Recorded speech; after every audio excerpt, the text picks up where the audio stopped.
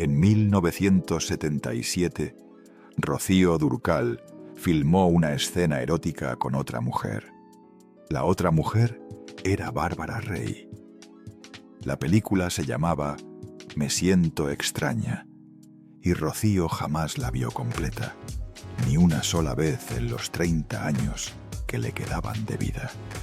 Se negó a asistir al estreno, se negó a hacer promoción, se negó a mencionarla en entrevistas, la llamó el peor tropiezo de su carrera y la borró de su historia como si nunca hubiera existido.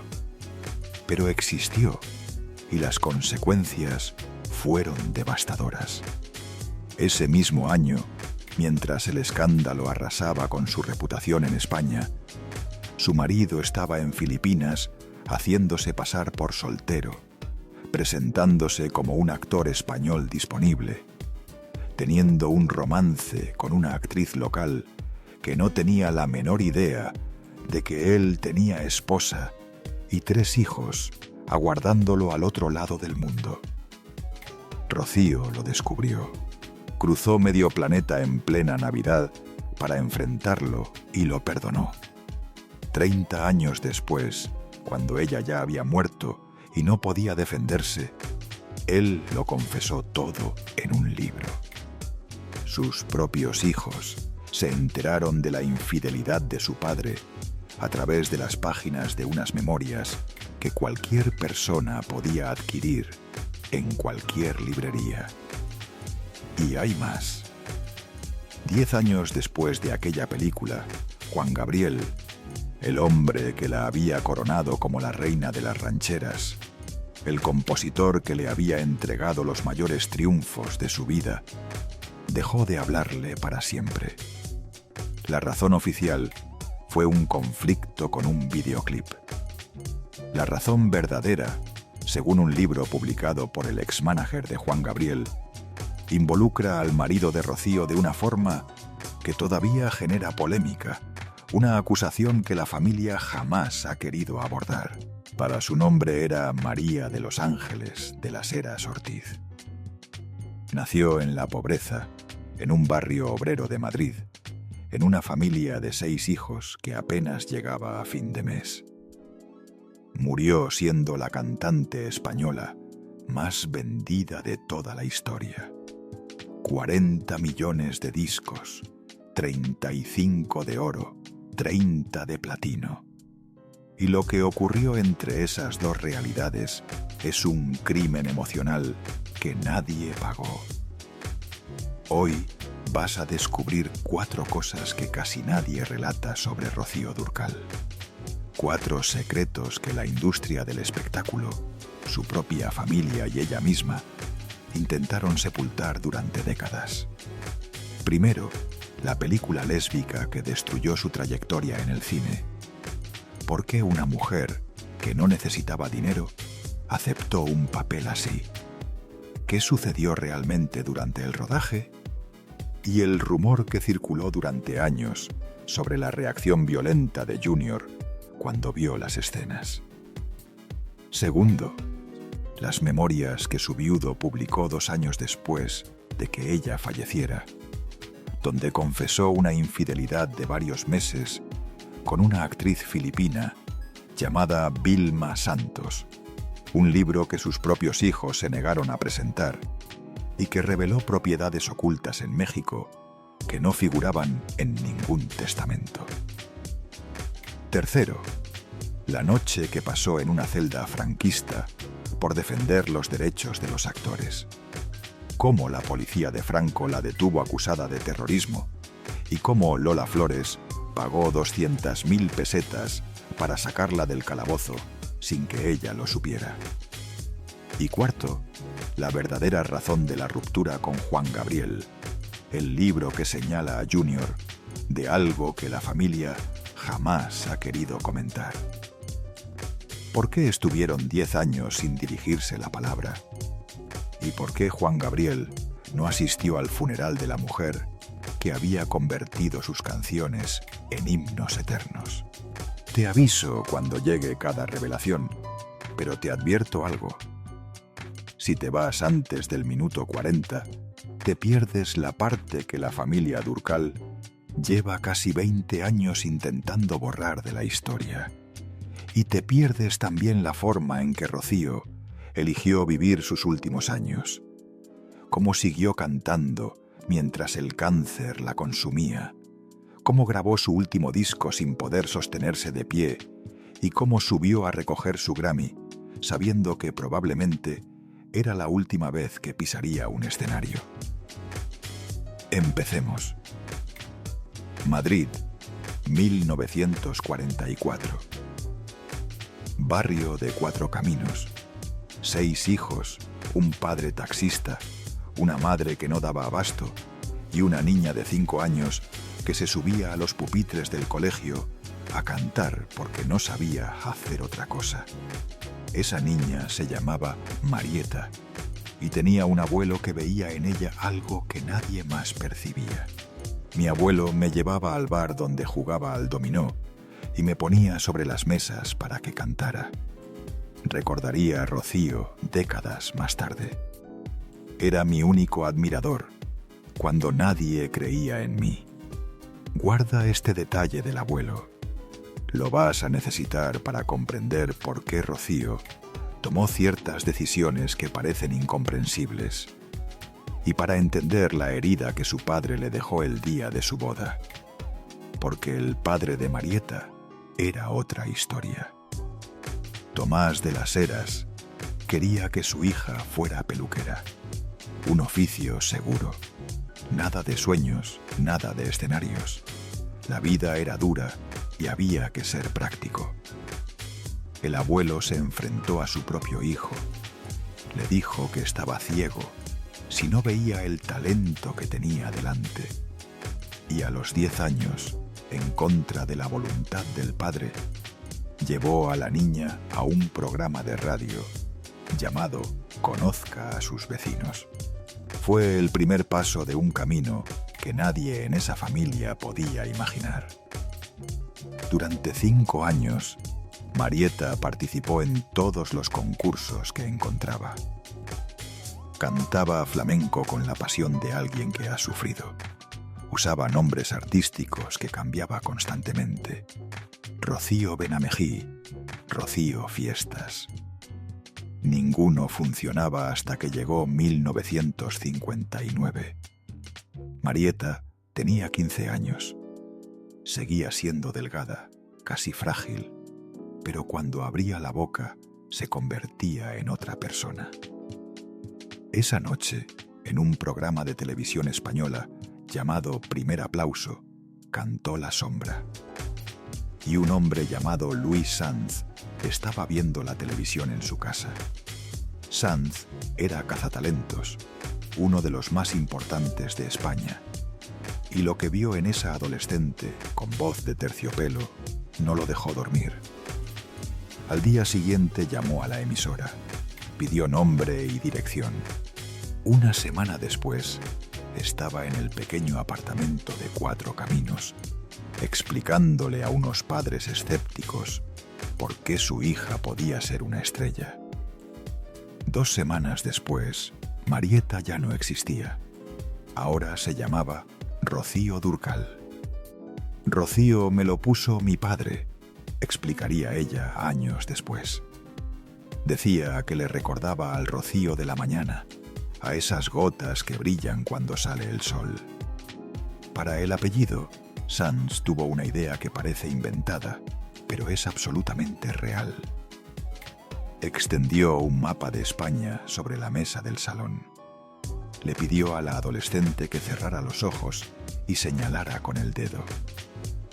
El dedo cayó sobre un pueblo pequeño de Granada, un pueblo que nadie conocía.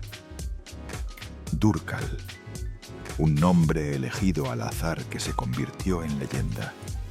Tan célebre que hoy el pueblo tiene una estatua de bronce de ella en la plaza principal. Recuerda esto, porque el azar va a aparecer varias veces más en esta historia y no siempre para bien. A los 16 años, Rocío protagonizó su primera película, Canción de Juventud. Le pagaron 75.000 pesetas. Más dinero del que su padre ganaba en un año entero conduciendo taxis. El éxito fue inmediato y arrollador. España entera se enamoró de esa jovencita con cara de ángel y voz de terciopelo.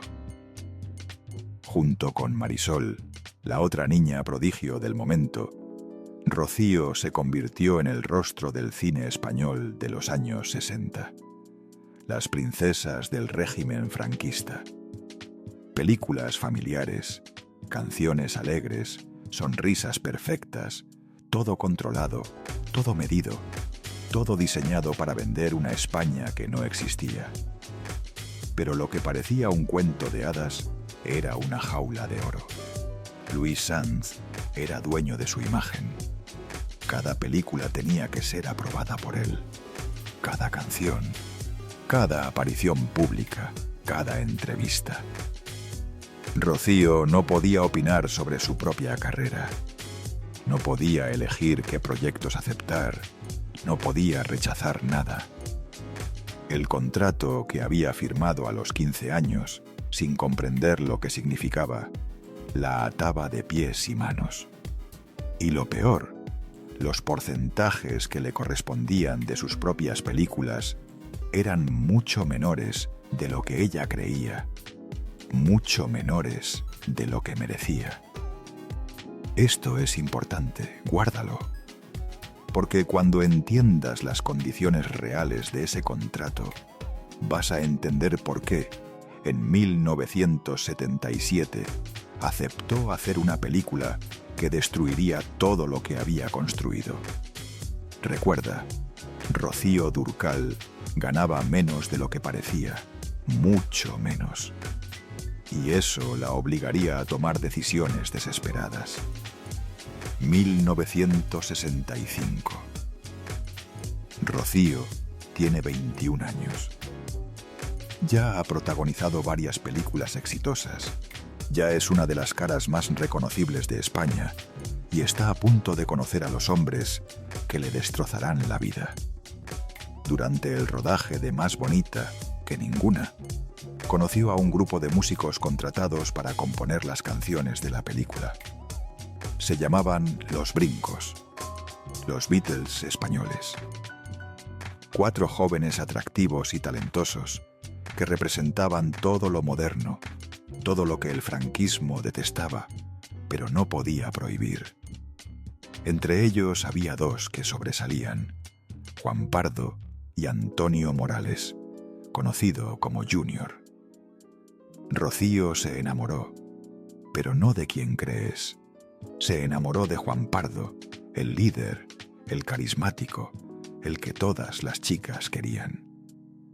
Y Junior estaba saliendo con Marisol, la rival directa de Rocío, la otra princesa del cine español, la única que le hacía sombra. Piensa en eso un momento. Las 2 estrellas más grandes del país, enamoradas de los 2 músicos más famosos del momento. Parece el guión de una película que ellas mismas habrían protagonizado, pero la realidad fue mucho más complicada, mucho más humana, mucho más dolorosa. Ahora viene lo interesante, lo que nadie cuenta. Rocío comenzó a salir con Juan Pardo. Oficialmente eran novios. La prensa los fotografiaba juntos. Parecían la pareja perfecta. Pero años después, cuando ya no había nada que perder, Rocío confesaría la verdad. Yo empecé a salir con Juan, pero me gustaba Antonio. Lo hice para que se fijara en mí. ¿Entiendes lo que estaba haciendo? Utilizó a Juan Pardo para darle celos a Junior. Una estrategia arriesgada que podía salir terriblemente mal. Un juego peligroso con el corazón de varias personas. Y funcionó. Mientras tanto, Junior le había propuesto matrimonio a Marisol. Incluso compartieron un fin de semana romántico en Roma. Todo apuntaba a que se casarían. Pero Marisol tenía un compromiso previo con el empresario Carlos Goyanes, un compromiso que iba más allá de lo sentimental, uno que nadie podía romper. La boda con Junior nunca se concretó. Marisol eligió otro camino. Y entonces Rocío hizo algo que las mujeres de 1969 simplemente no hacían. Algo que rompía todas las normas de la época.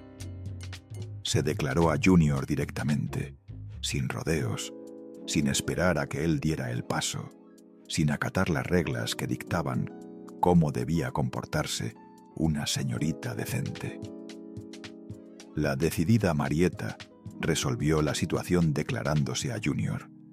Escribirían las crónicas de la época, escandalizadas y fascinadas a partes iguales. Juan Pardo se enteró de que su compañero de dúo le había arrebatado a la novia, o más bien de que la novia había elegido a otro. El dúo Juan y Junior, que acababan de conformar tras dejar Los Brincos, se disolvió poco después. La amistad nunca se recuperó. El resentimiento duró décadas. A Rocío no le importó el precio.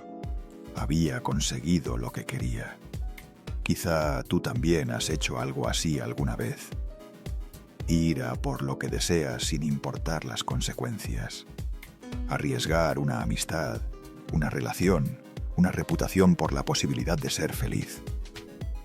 Todos sabemos lo que es querer algo con tanta intensidad que estás dispuesto a pagar cualquier precio. Sabemos lo que es mirar a alguien y sentir que esa persona es tu destino, aunque el camino para llegar a ella esté lleno de obstáculos. Rocío lo sintió y actuó. No esperó a que la vida le diera permiso.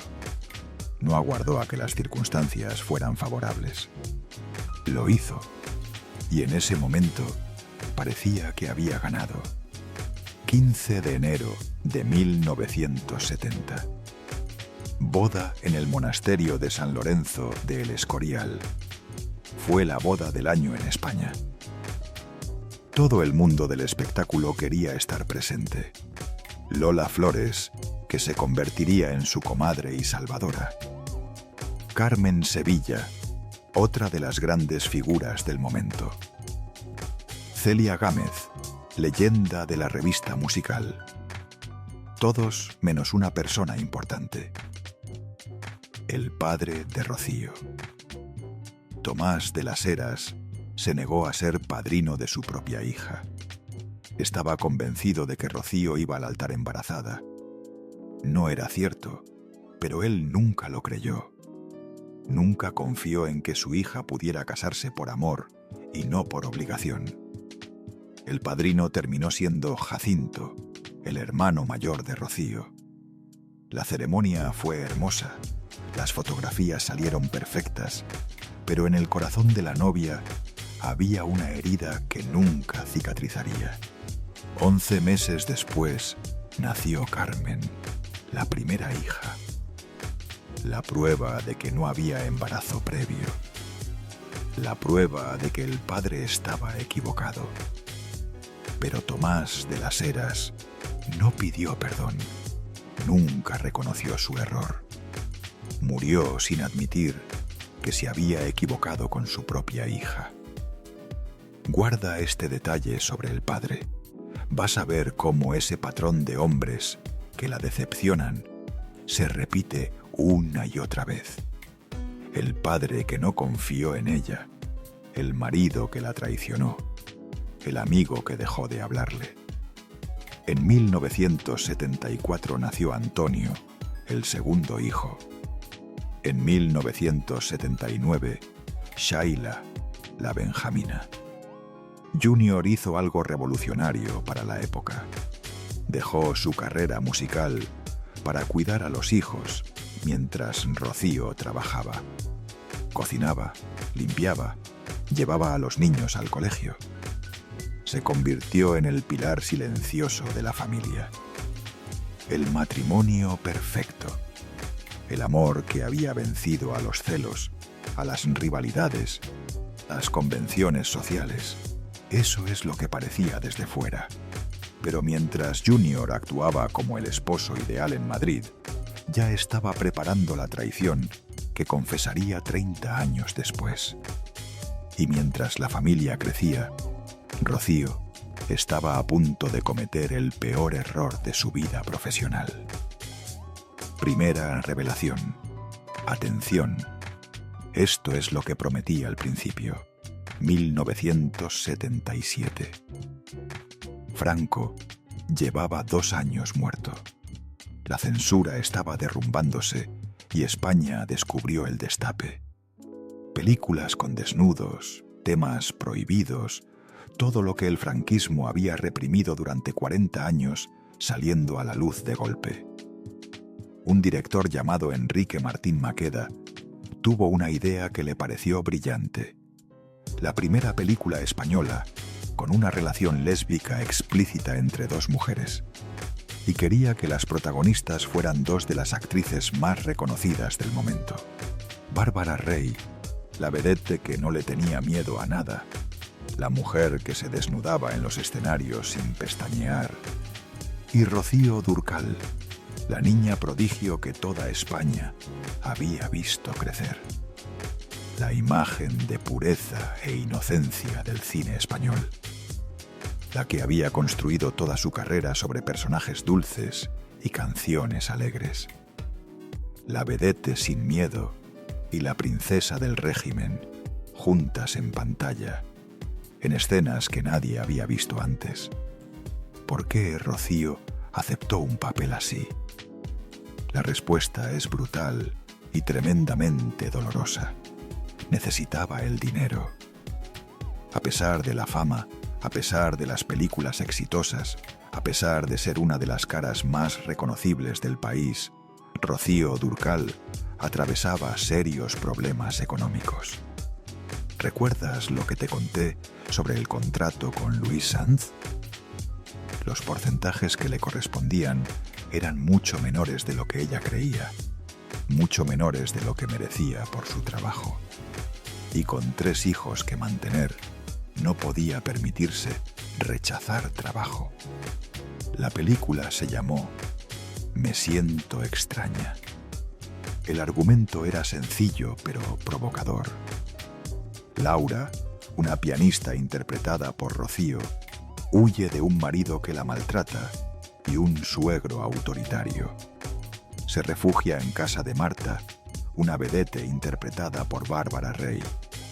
Lo que comienza como amistad termina convirtiéndose en algo más profundo.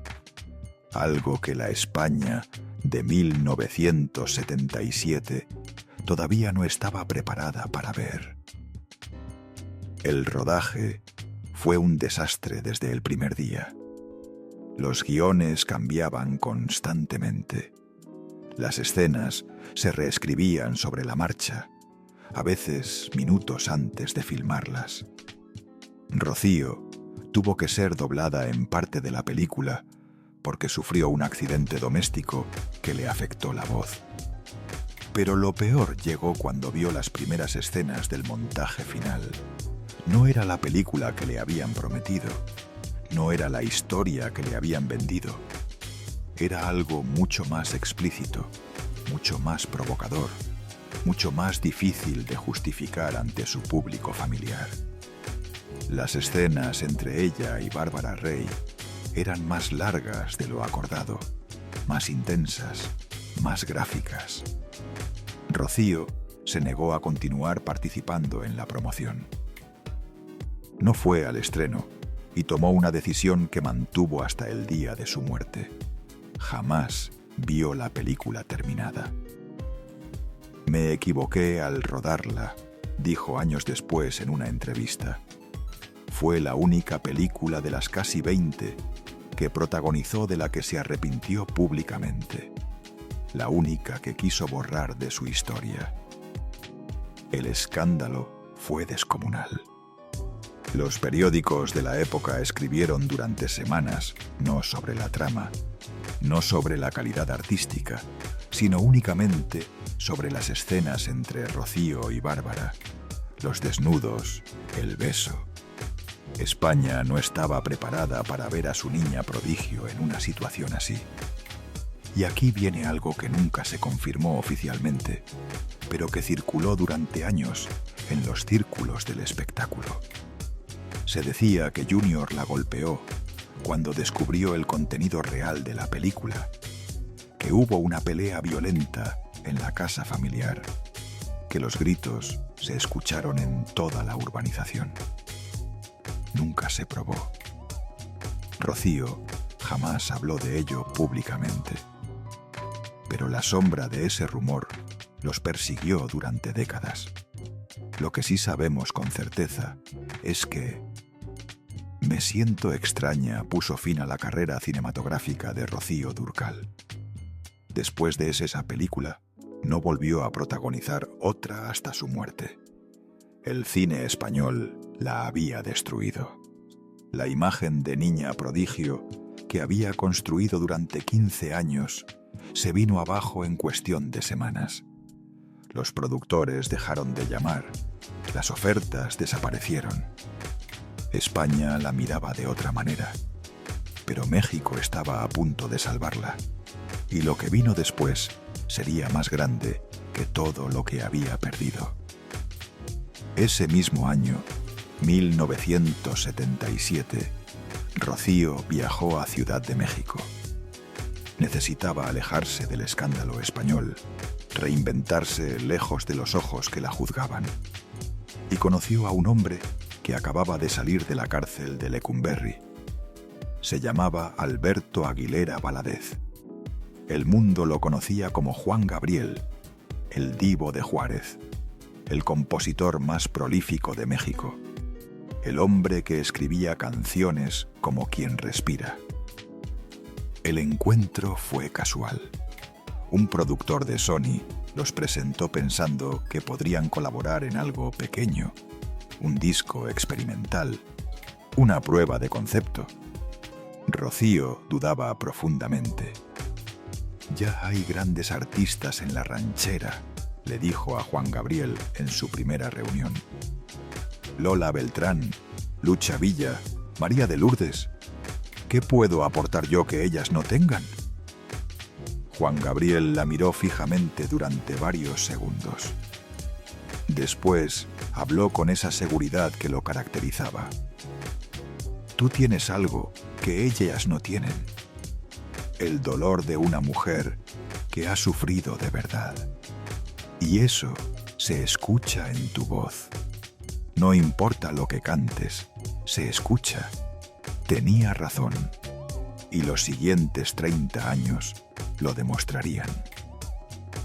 Ese mismo año grabaron Rocío Dúrcal canta a Juan Gabriel. El álbum fue un éxito moderado en México, suficiente para que la industria se fijara en ella, suficiente para que siguieran trabajando juntos. Durante los 7 años siguientes, disco tras disco, Rocío fue conquistando territorio. Primero México, después toda Centroamérica, luego Colombia, Venezuela, Argentina. Finalmente los millones de latinos que vivían en Estados Unidos. Pero antes de contarte cómo se convirtió en la reina de las rancheras, necesito contarte lo que Junior estaba haciendo mientras su esposa conquistaba México. Porque aquí viene algo que no te esperas. Tercera revelación. Sí, me estoy saltando la segunda. Vas a entender por qué en unos minutos. 1978. Un año después de Me siento extraña. Rocío está en México grabando discos. Su carrera despega como nunca antes. Los escenarios se llenan, los discos se venden. El futuro parece luminoso. Junior está en Filipinas. Había viajado al país donde nació para hacer películas como actor. una oportunidad de retomar su propia carrera, de demostrar que él también podía brillar, de ser algo más que el marido de Rocío Dúrcal. Que los productores filipinos le dieron un consejo que parecía inofensivo. Preséntate como soltero. A la gente le gusta verte disponible. Es mejor para la promoción de las películas. Junior aceptó sin pensarlo demasiado. Sin internet, sin redes sociales, sin teléfonos móviles, sin forma de verificar nada. Era tremendamente sencillo inventarse una vida nueva al otro lado del mundo. Nadie en Filipinas conocía a Rocío Dúrcal. Nadie sabía que ese actor español atractivo y carismático tenía esposa y 3 hijos esperándolo en Madrid. Se enamoró de su coprotagonista, una actriz filipina llamada Vilma Santos, joven, exitosa, hermosa, que no tenía la menor idea de que el hombre con quien compartía su vida tenía una familia completa al otro lado del mundo. El romance duró meses. 3 películas rodadas juntos. Noches compartidas, lejos de todo lo que Junior había construido con Rocío. Pero Rocío intuía algo desde la distancia.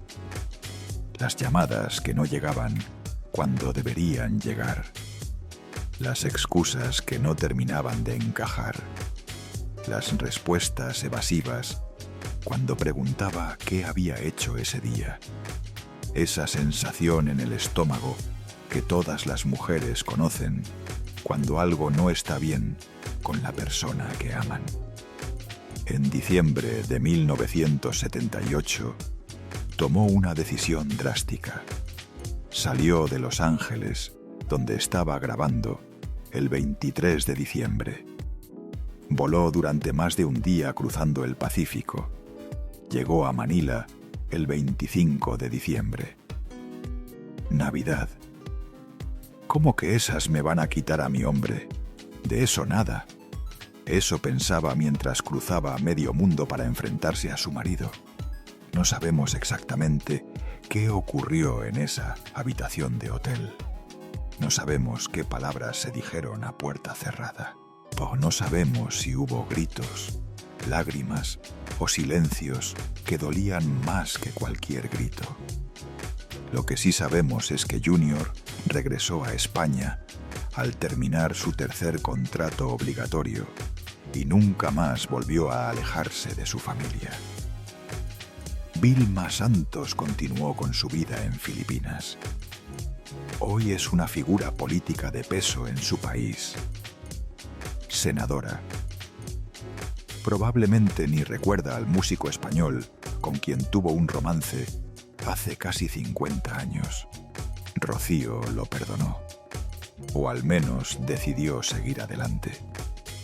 Decidió que 36 años de matrimonio valían más que unos meses de traición. Decidió que el amor que sentía por Junior era más poderoso que el dolor que él le había causado. Pero la historia no termina ahí, porque 30 años después, cuando ella ya no podía defenderse, Junior lo confesó todo. 2008. 2 años después de la muerte de Rocío, Junior publicó sus memorias. El libro se llamaba Mucho antes de dejarme. Lo escribió junto a la periodista Eva Celada y en esas páginas confesó absolutamente todo. La infidelidad, el romance con Vilma Santos, los meses de engaño, las mentiras que había sostenido durante 30 años. Sus hijos se enteraron por el libro, no por una conversación privada de padre a hijos, no por una confesión íntima en el salón de casa, por un libro que cualquiera podía comprar en cualquier librería de España. Carmen y Antonio, los hijos mayores, no asistieron a la presentación. Expresaron su rechazo públicamente ante los medios. No podían aceptar que su padre hubiera expuesto así la memoria de su madre. El hijo Antonio descubrió además algo que lo destrozó. Rocío tenía propiedades en México y cuentas bancarias en el extranjero que no figuraban en el testamento español. Propiedades que Junior había ocultado deliberadamente. El patrimonio real de la familia era mucho mayor de lo que los hijos creían. La familia se fracturó por completo. Junior cayó en una depresión profunda de la que nunca salió. El alcohol se convirtió en su único refugio. Su desayuno dejó de ser café con leche. Era vino tinto. Empezaba a beber antes de que saliera el sol. No le encuentro sentido a la vida sin Marieta, confesó en una entrevista con la revista Hola. Echo muchísimo de menos a mi mujer, más cuando estoy solo en casa, que es casi todo el tiempo. Ahora pienso, ¿cuándo será mi turno? Imagina eso por un momento. Confesarle al mundo entero que estás esperando la muerte, que cada día sin la mujer que amaste es un día de más que no quieres vivir. Quizá tú también has sentido ese vacío alguna vez. Perder a alguien que era tu todo, despertar cada mañana y recordar que ya no está. Extender la mano en la cama y encontrar solo sábanas frías. Junior lo sintió cada día durante 8 años. El 15 de abril de 2014, el jardinero de la casa de Torrelodones llegó a trabajar como cada mañana. La puerta principal estaba cerrada por dentro. Nadie respondía al timbre ni a los golpes. Tuvo que forzar la entrada. Encontró a Junior en su cama, sin vida. Los médicos certificaron muerte natural. Infarto agudo de miocardio, decían los papeles oficiales. Pero todos los que lo conocían sabían la verdad que ningún certificado médico podía reflejar. Antonio Morales Jr. murió de amor, de un corazón que no pudo seguir latiendo sin Rocío. Shaila, la hija menor, publicó un mensaje que lo resumía todo. Ahora podréis estar juntos para siempre. Sé que ella te está esperando. Pero todavía no te he contado lo de Juan Gabriel, y eso es lo más turbio de todo. Segunda revelación. Ahora sí, lo que has estado esperando. Durante casi una década, Juan Gabriel y Rocío fueron inseparables. 10 álbumes juntos, giras internacionales que llenaban estadios en toda Latinoamérica, canciones que se convirtieron en himnos de toda una generación. Rocío fue como un alma gemela, diría Juan Gabriel en una entrevista. Una amiga como ella es para siempre y es lo más cerca que he estado de un amor eterno. En 1984, Canta a Juan Gabriel Volumen 6 vendió 5,5 millones de copias. Uno de los 10 discos más vendidos en toda la historia de México. Más que cualquier álbum de rock internacional. Más que artistas con maquinarias promocionales gigantescas. Costumbres, amor eterno, déjame vivir, fue un placer conocerte. Canciones que todavía suenan en cada funeral, en cada cantina, en cada corazón roto de Latinoamérica. Canciones que México adoptó como propias, aunque las cantara una española. La radio mexicana empezó a ponerla a todas horas. En los taxis de Ciudad de México, en los mercados de Guadalajara, en las cocinas de las abuelas que preparaban tamales mientras tarareaban. Fue tan poco tu cariño. En las cantinas de Monterrey, donde los hombres lloraban sin vergüenza después del tercer tequila. Rocío no solo interpretaba rancheras, las transformaba. Les quitaba el machismo tradicional, les añadía una fragilidad femenina que el género nunca había tenido. Cuando ella cantaba sobre el abandono, no era una víctima pasiva. Era una mujer digna que sufría con la cabeza en alto. Rocío se convirtió en la reina de las rancheras. La española más mexicana, la diva de divas. 35 discos de oro, 30 de platino, 40 millones de copias vendidas. La cantante española con más ventas de toda la historia. ¿Por qué México la acogió así? ¿Por qué un país tan orgulloso de su música aceptó a una extranjera como su reina? Porque el dolor no tiene nacionalidad. Rocío había sufrido de verdad. La pobreza de Cuatro Caminos, el rechazo de su padre, la película que destruyó su imagen, la traición de su marido. Cuando cantaba sobre el desamor, recordaba. Y eso se escuchaba en cada nota que salía de su garganta.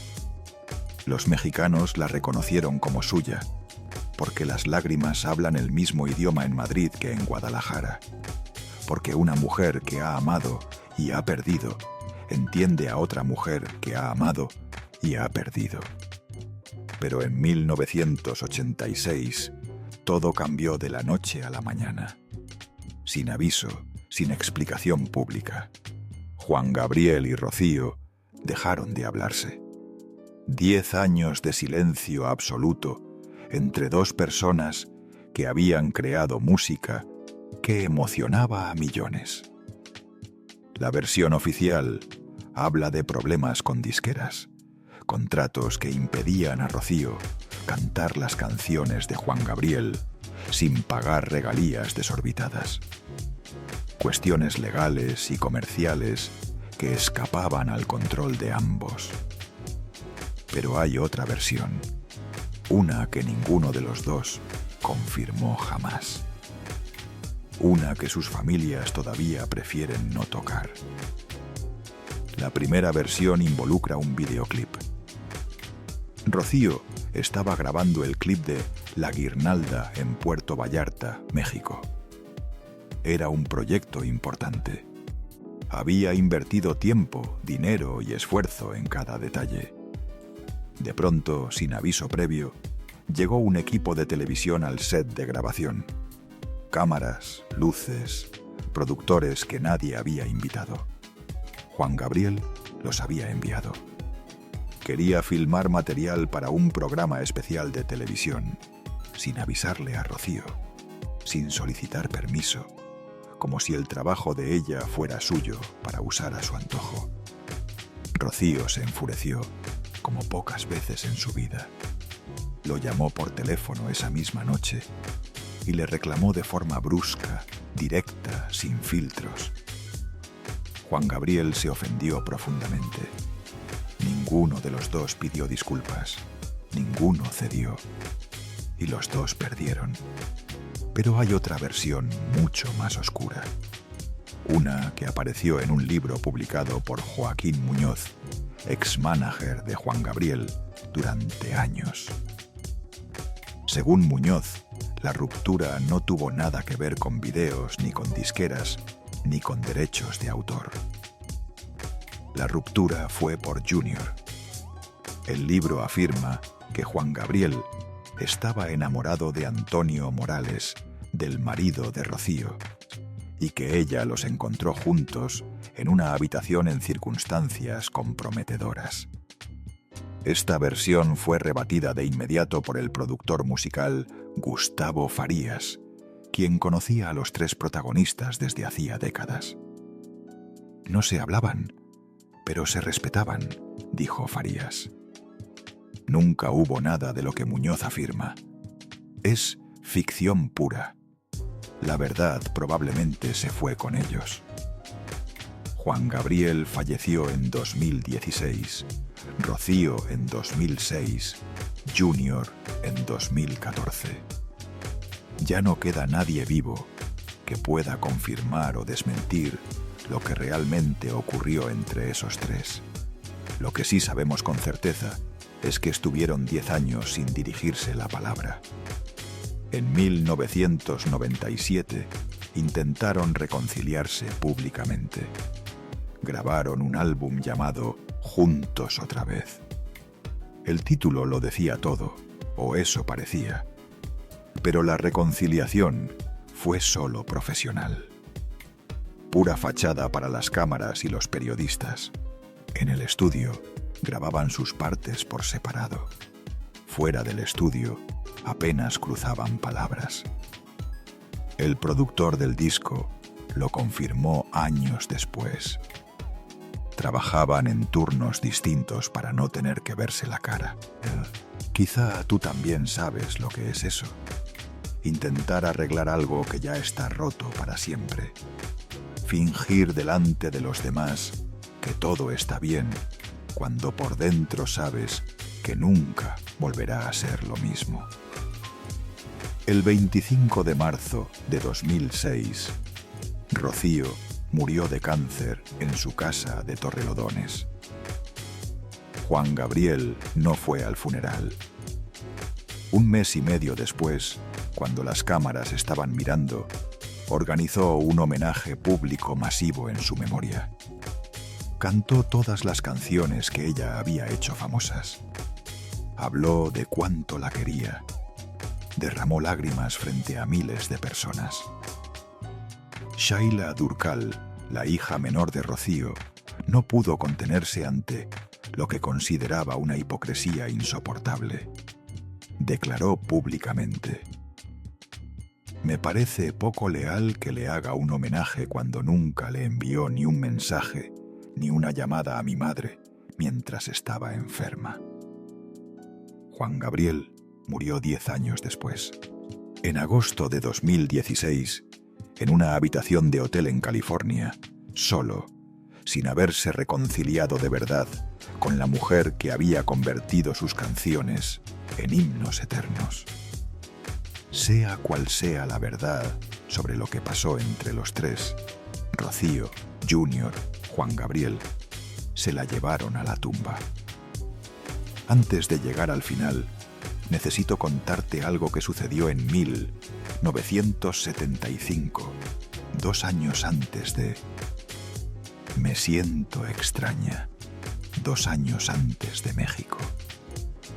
Porque Rocío Durkal no fue solo cantante y actriz, también fue activista y casi le costó la libertad. España, febrero de 1975. Franco todavía gobernaba con mano de hierro. Las condiciones laborales de los actores españoles eran miserables, sin contratos dignos, sin seguridad social, sin vacaciones, sin derechos básicos que cualquier trabajador debería tener. Un grupo de actores decidió que ya era suficiente.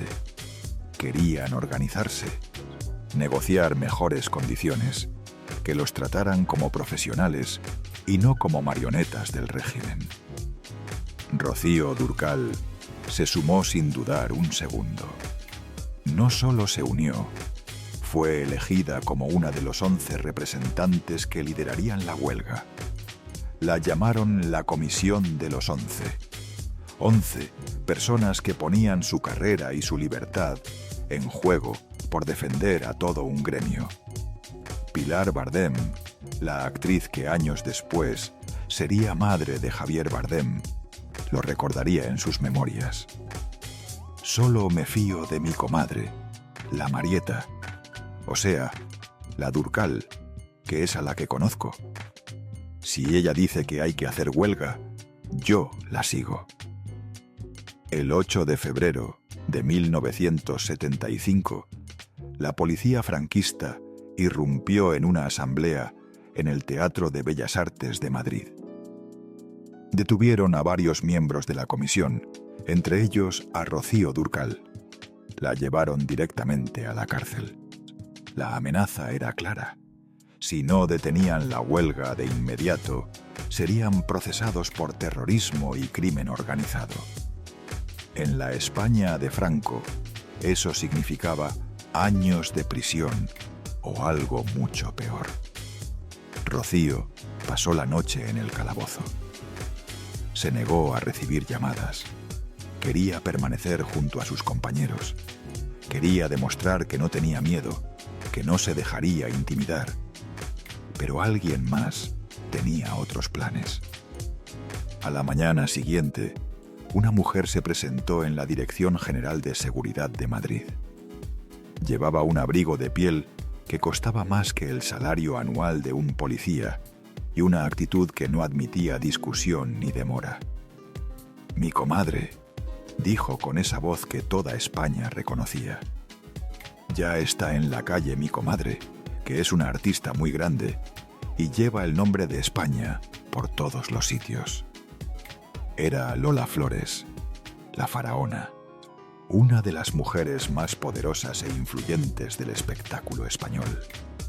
Pagó 200.000 pesetas de fianza. Una fortuna absoluta en aquella época. La policía engañó a Rocío, diciéndole que tenía que salir a prestar declaración. Cuando llegó a la puerta, se encontró con Lola Flores esperándola con los brazos abiertos. Rocío nunca olvidó ese gesto. Y Lola nunca lo admitió públicamente. Cuando los periodistas le preguntaban, cambiaba de tema o negaba con la cabeza. Pero la deuda quedó grabada para siempre. Una deuda de gratitud que uniría a ambas mujeres hasta el final de sus días. Ahora sí, la última parte, la que has estado esperando sin saberlo. Cuarta revelación. Esta no es sobre un escándalo, no es sobre una traición, no es sobre secretos oscuros que alguien intentó ocultar. Es sobre algo mucho más profundo, mucho más universal. Algo que todos vamos a enfrentar algún día, queramos o no. Es sobre cómo Rocío Dúrcal eligió vivir sus últimos años y cómo eligió morir. Octubre de 2001. Rocío acababa de grabar Entre tangos y mariachi, uno de sus últimos discos. Se sentía cansada, más de lo habitual, una fatiga que no desaparecía con el reposo. Se hizo unos análisis rutinarios. Cáncer de útero. Tenía 57 años, 3 hijos adultos, nietos que empezaban a llenar la casa de risas, una carrera que todavía llenaba estadios en toda Latinoamérica. Todo eso amenazado por 6 letras que nadie quiere escuchar. La doctora le explicó las opciones con esa frialdad clínica que los médicos aprenden. Cirugía inmediata, quimioterapia agresiva, radioterapia, pronóstico reservado. Rocío escuchó en silencio. Después hizo una sola pregunta. ¿Puedo seguir cantando? La doctora no supo qué responder. Junior fue el primero en saberlo después de ella. Se sentaron juntos en el jardín de Torrelodones, el mismo jardín donde él moriría 13 años después, esperando reunirse con ella. Y hablaron hasta que salió el sol. No de tratamientos, no de pronósticos, no de lo que los médicos habían dicho. Hablaron de lo que habían vivido juntos, de los errores cometidos, de las cosas que nunca se habían dicho, de Filipinas, de los silencios que habían durado demasiado, de todo lo que habían guardado durante 30 años de matrimonio. Esa noche, según contaría Junior, años después, fue cuando realmente se perdonaron todo. Las infidelidades, los secretos, las mentiras. Todo quedó atrás en esas horas antes del amanecer. Rocío canceló las giras de inmediato y se sometió a tratamientos agresivos, quimioterapia, radioterapia, cirugías. El cabello se le cayó. Las náuseas la dejaban postrada durante días. Perdió 20 kilos hasta quedar irreconocible, pero siguió trabajando. En 2003 grabó un dueto con Julio Preciado, el cantante mexicano. Si nos dejan se llamaba la canción. Una canción sobre el amor que sobrevive a todo. Apenas podía mantenerse de pie en el estudio. Los técnicos tuvieron que acercarle una silla alta para que pudiera apoyarse entre tomas. Grababa 2 líneas y tenía que descansar 5 minutos. Nadie lo notó en la grabación final. Su voz sonaba tan poderosa como siempre, tan llena de vida como cuando tenía 20 años. Ese era su superpoder secreto. Podía estar muriendo por dentro y sonar absolutamente viva. En 2004, a pesar de que los médicos le habían confirmado que el cáncer había hecho metástasis en los pulmones, cumplió con el compromiso de grabar Alma Ranchera, su último disco, un homenaje al género que la había acogido como reina. El día que llegó al estudio de grabación, los músicos que la aguardaban se quedaron en silencio. Llevaba un pañuelo cubriendo su cabeza. Había perdido todo el cabello. Pesaba 20 kilos menos que la última vez que la habían visto. Pero cuando abrió la boca para cantar, era la misma Rocío de siempre. La voz no había cambiado. El alma tampoco. Algún día me van a dar el Grammy, aunque sea por aburrimiento, bromeó en una entrevista de esa época, refiriéndose a las múltiples nominaciones que nunca se habían convertido en premio. En 2005, finalmente lo consiguió. Grammy Latino a la excelencia musical. Estaba en cama cuando le dieron la noticia. Llevaba días sin poder levantarse. El cáncer avanzaba más rápido de lo que los médicos habían previsto. «Voy a ir», dijo cuando Junior le sugirió que mandara a alguien a recoger el premio. «Voy a subir a ese escenario, aunque sea lo último que haga». Y casi lo fue. El día de la ceremonia la maquillaron durante 3 horas para disimular lo que la enfermedad había hecho con su rostro. Le pusieron una peluca idéntica a su cabello natural. La vistieron con un traje que ocultaba lo delgada que estaba. Subió al escenario con dificultad visible, pero subió. La ovación duró varios minutos. El público sabía que estaba enferma. Sabía que probablemente era la última vez que la verían en un escenario. Le gritaban que la querían, que era la mejor, que nunca la olvidarían.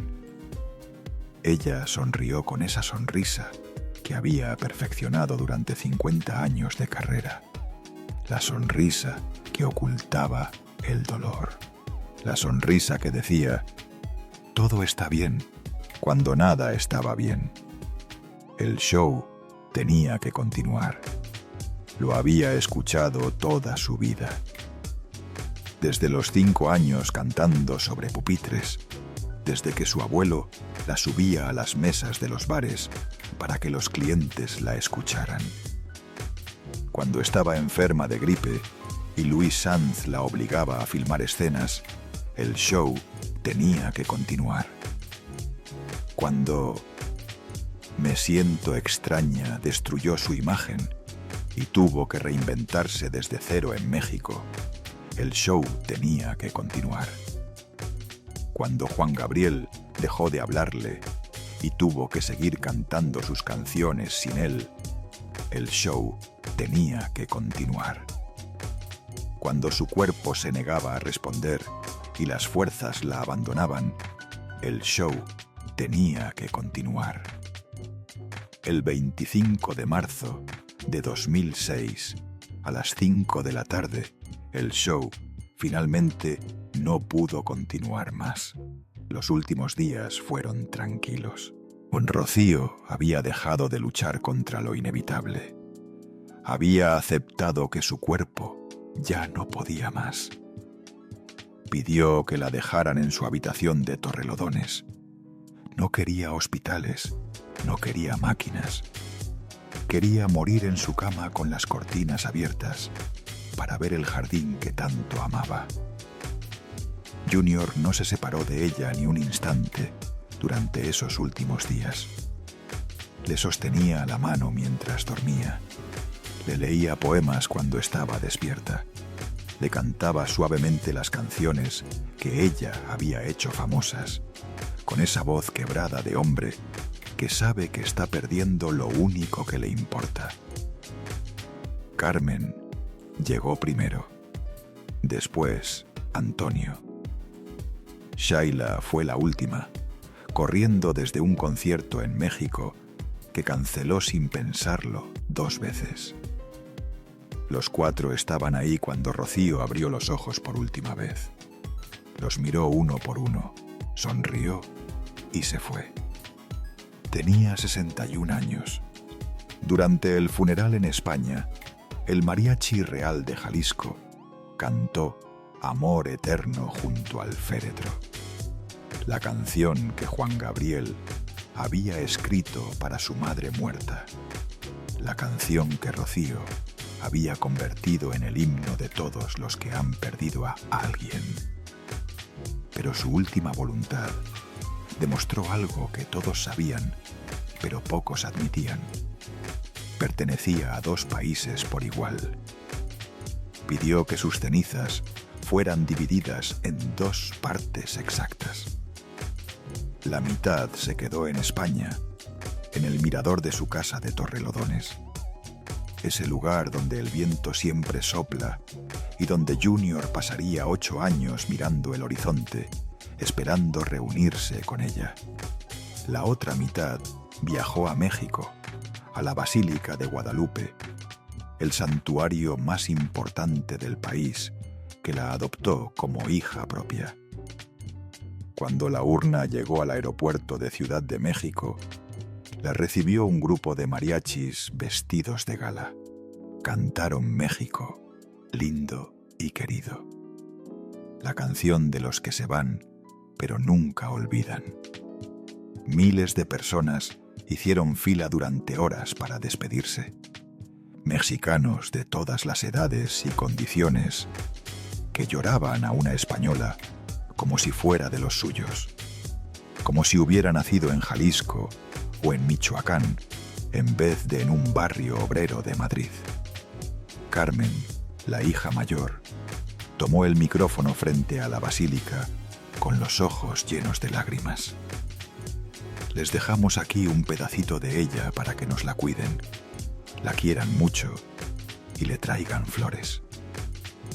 Hoy, casi 20 años después de su muerte, la familia Durcal Morales sigue fragmentada por las heridas que nunca cicatrizaron. Carmen Morales, la hija mayor, trabaja como actriz en España. Guarda celosamente los diarios que su madre escribía durante sus largas giras por América. Diarios donde Rocío volcaba todo lo que no podía decir en público. Sus miedos, sus frustraciones, sus secretos más íntimos.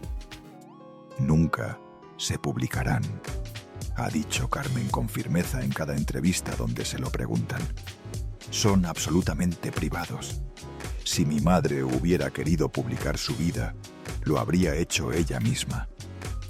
Esos diarios son el último misterio de Rocío Durcal. ¿Qué escribió sobre Juan Gabriel? ¿Qué escribió sobre la infidelidad de Junior? ¿Qué escribió sobre Me siento extraña? Probablemente nunca lo sabremos. Antonio Morales. Hijo se alejó por completo del mundo del espectáculo. Gestiona restaurantes y un concesionario de coches de alta gama en Madrid.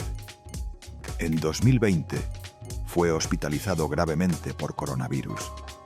Las secuelas pulmonares todavía lo acompañan. Casi nunca habla de su madre en público. Shaila Durcal, la Benjamina, Es la única que siguió los pasos artísticos de su madre. Canta rancheras con la misma entrega. Vive entre España y México, igual que Rocío. Lleva el apellido artístico como un homenaje permanente a la mujer que le enseñó todo. Mi madre me dijo algo antes de morir. Ha contado Shaila en entrevistas. Me dijo: el escenario es el único lugar donde puedes ser completamente tú misma. Nunca lo abandones. Shaila no lo ha abandonado. El chalet de Torrelodones, donde Rocío vivió sus últimos años luchando contra el cáncer y donde Junior murió 8 años después esperando reunirse con ella, fue vendido recientemente. Los 3 hermanos finalmente acordaron desprenderse del lugar que guardaba tantos recuerdos, demasiados recuerdos dolorosos. El nuevo propietario no sabe, o no le importa, que en ese jardín una mujer y un hombre se perdonaron todo durante una noche antes de que ella empezara a morir. Que en esa habitación un hombre esperó durante 8 años a que llegara su turno. Que entre esas paredes se vivió una de las historias de amor más complicadas y auténticas del espectáculo en español. Y Amor Eterno, la canción que Juan Gabriel escribió para su madre muerta y que Rocío convirtió en himno universal, sigue sonando en cada funeral de Latinoamérica, en cada despedida, en cada momento en que alguien necesita expresar un dolor que no encuentra palabras suficientes. Rolling Stone la incluyó en la lista de los 200 mejores cantantes de toda la historia de la música. Puesto 139, por delante de Bono, de Christina Aguilera, de Barbra Streisand, por delante de nombres que parecían intocables. La revista escribió que Durcal tenía una manera única de combinar la cálida suavidad de su mezzosoprano con un canto intenso y oscuro en los momentos más destacados de su carrera. Pero ninguna lista, ningún premio, ningún reconocimiento puede capturar lo que Rocío Durcal significó para millones de personas en 2 continentes. Fue la niña que venció la pobreza con talento y determinación. La mujer que sobrevivió al escándalo, que habría destruido a cualquier otra. La artista que conquistó un país que no era el suyo y logró que la amaran como a nadie. La esposa que perdonó lo imperdonable, porque el amor verdadero perdona. La madre que trabajó hasta el último día de su vida para dejar algo a sus hijos. Y fue, sobre todo, una voz que hacía llorar a los mexicanos con canciones de desamor, que les recordaba a sus madres ausentes, sus amores perdidos, a todo lo que dejaron atrás cuando la vida los obligó a seguir adelante. Una voz que todavía suena en las radios de los taxis de Ciudad de México, en las cocinas de las abuelas que preparan tamales, en las cantinas donde los hombres beben tequila y no tienen reparo en llorar. Si esta historia te ha removido algo por dentro, si sentiste algo mientras la escuchabas, suscríbete al canal y activa la campanita, porque hay más historias como esta esperando ser contadas. Historias de artistas que el público amó sin conocer lo que sufrían en privado. Historias de familias que parecían perfectas y escondían secretos devastadores. Historias de personas que tuvieron que elegir entre su carrera y su dignidad, entre el amor y la verdad, entre lo que querían y lo que podían tener. Juan María de los Ángeles de las Heras Ortiz nació pobre en un barrio obrero de Madrid. Una niña más entre millones, sin ningún privilegio, sin ninguna ventaja, sin ninguna conexión que le abriera puertas. Murió siendo la cantante española más querida de México. Una leyenda, un mito, un nombre que seguirá resonando mientras existan corazones rotos que necesiten consuelo. Y entre esas dos realidades, la niña pobre de Cuatro Caminos y la reina de las rancheras, vivió una vida que tuvo de todo: amor y traición, éxito y fracaso, lealtad y abandono, gloria y vergüenza, enfermedad y fortaleza. El show siempre tuvo que continuar hasta que su cuerpo dijo que no podía más. La próxima semana, Juan Gabriel, el hombre que escribió Amor Eterno pero nunca pudo cantarla completa sin quebrarse. Lo que realmente pasó entre él y Rocío. La verdad sobre su sexualidad que él mismo nunca quiso confirmar. Y los secretos que se llevó a la tumba cuando murió solo en una habitación de hotel en California